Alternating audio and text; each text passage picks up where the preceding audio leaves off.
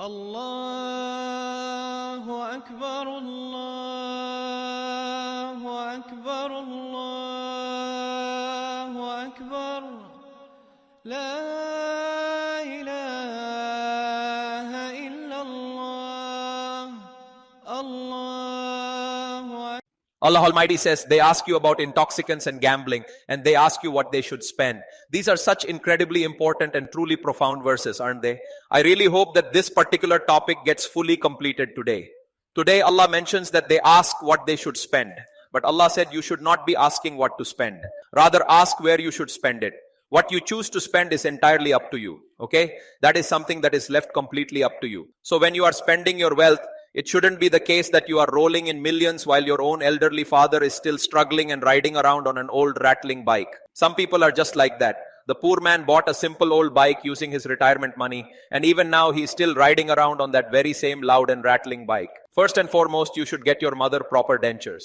I have personally seen some millionaires whose poor mothers do not even have any teeth because their children are just too stingy. At the very least, you should pay for her teeth now so that she looks good and feels happy while she is smiling. Honestly, there are such terrible misers out there in the world. May God save us all. So, spend on your father and mother first. Allah says that first and foremost, you should spend on them. Religiously speaking, it is only mandatory for you to do so when they are not already wealthy themselves. If they are already wealthy, then it is not mandatory. You should just give them gifts. But if they aren't, or if you have become very rich and they still don't have that same high standard, so you should try to give them somewhat the same standard of living as well, the very same one that is yours. Okay, brother, make sure that they are comfortable and well taken care of. And the near relatives, after that, those closest. Wife and children are already included. Allah didn't mention them separately because they are already foremost in Islam anyway. And then you should look for those who are closest. The closer the relationship, the more priority they have. Then for the orphans, an orphan who is a close relative has a greater right than others. Whether it's a nephew from the brother or sister's side, if he becomes an orphan, his right is greater. And for the needy, spend on the poor. And for the traveler, in the past, travelers were helpless. Nowadays, travelers arrive with air tickets and book hotels. Just make sure you don't go and try to give them zakat. Alright? In the old days, a person would often be in a very wretched and exhausted state after traveling a long distance. Further on in the verse, Allah Almighty goes on to say, they ask you specifically about the ruling on alcohol. Some people used to argue and say that there is actually a great deal of benefit to be found in alcohol, my brother. When we are under extreme stress, drinking alcohol gives us peace and it brings strength to the body. In response to this, Allah the Almighty said, while it is true that there are some benefits in it for people as well, they do not outweigh the harm that is caused by it. There are some benefits, but there is also a great sin in it. And their sin is much greater than their benefit. But their sin, when compared to their small benefits, is far more. So do not get into this long debate about what the specific benefits are. From Allah's side, even a single drop of alcohol is strictly forbidden for us. For a Muslim, this should be enough. There is no need to try to be a know-it-all.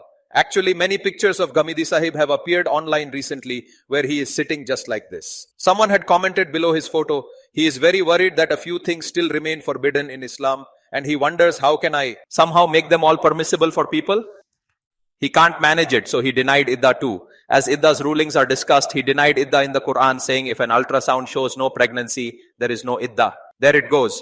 MashaAllah, Allah has truly gifted Gamidi Sahib with such ideas. It is quite extreme. By the way, his son-in-law is someone we should mention as well. Is actually even 2 steps ahead of him. He denied the clear verses regarding Iddah, saying that in olden times it wasn't actually known for sure whether there was a pregnancy or not. So Sharia gave the command for Iddah just to find out if there's no pregnancy. Oh brother, then why does the Quran command 3 menstrual cycles? Pregnancy is known after 1 cycle. Why is the widow made to wait for 4 months and 10 days? Why wasn't she just told to wait for 1 cycle, 2 cycles or 3 cycles? So just keep bringing such strange things to the market for people to see. If you bring anything, people are ready to accept it. Anyway, I do admire one thing about Gamidi Sahab.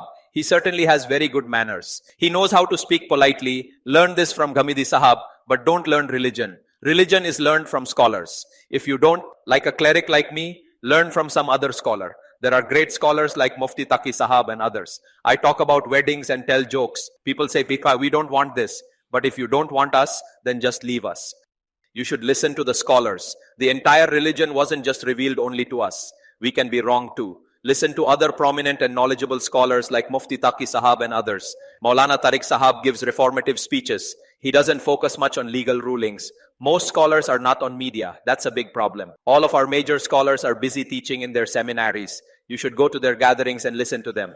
Moving forward to the next point now, my brother. So Allah said, do not get into these debates about alcohol, its benefits or harms. It is forbidden, and that should be more than enough for any Muslim. Next, Allah says that the companions used to be very fearful regarding the orphans because Allah had strictly forbidden using their wealth for yourself while you were raising them. So how to separate his rations? Should his food be cooked separately? It became a big issue. So Allah said it's fine. Just mix his provisions with yours. But this is not with the intention of consuming more of their share, but rather with the sincere intent of sharing and eating everything equally and fairly with them. Now, who can truly track every single penny that is spent? It is very difficult. As for the rest of the matter, Allah says that He already knows the absolute truth. You cannot hide from Allah whose intent is impure and who is doing it just to avoid hassle. Sometimes there is actual ill intent when you are mixing everything together, just eating whatever is served before you. Surely you must have seen how pieces of meat are placed in a large dish for everyone to share. People often look for the best pieces and pick them out for themselves. Moving it around like this, eating from here, then turning it again to take that better piece too, right? So Allah speaks specifically about the protection of the orphan's wealth. Sometimes things are mixed simply because who would sit and count every piece of bread? Half the flour belongs to him and half is yours. You mix it together to make 4 parathas. You eat 3 and he eats 1. It's fine if next day he eats 3 and you eat 1. But if you eat 3 every day and say it's mixed, then who is counting? Allah says He knows. You may deceive the rest of the world, but you cannot deceive Allah. This shows how strictly Islam commands the protection of an orphan's wealth and property. Allah warns us to be cautious even when mixing their flour and sugar rations. Yet here, when a father dies, the elder brother often takes advantage of the situation. He usurps the inheritance. The nephew's shares are being stolen. This is what is happening in society today. Next, Allah Almighty says in the Quran,